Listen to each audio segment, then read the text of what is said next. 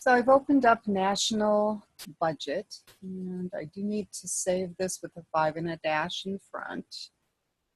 What we're going to be doing in here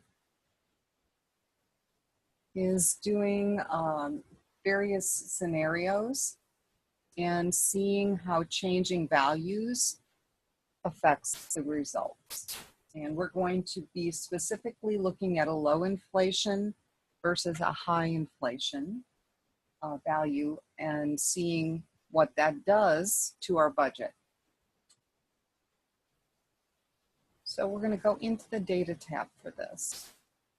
Now, there are quite a few range names in here, so let's take a look at what they include. So we've got administrative increase, we've got supplies, new costs,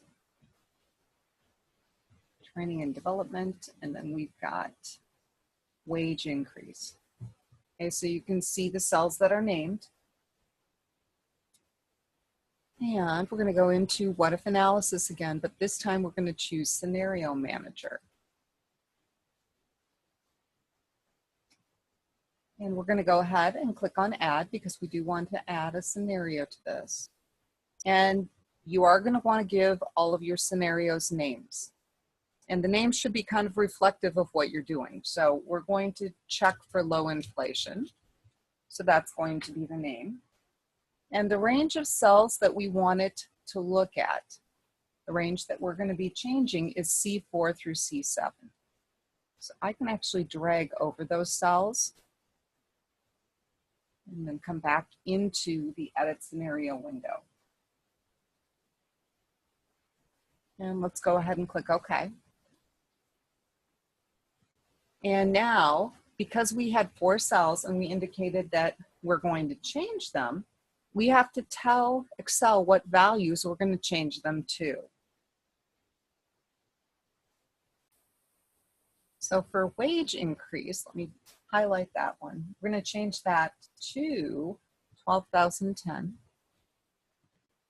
And for the supply increase, we're going to change that to 2,150.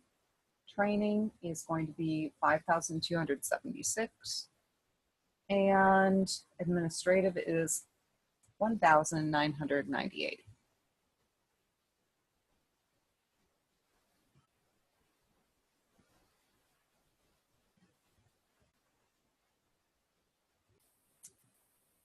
So after we click OK, we're back in the scenario manager box, and we're going to do another one.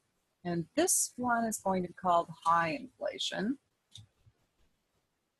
Same range of cells.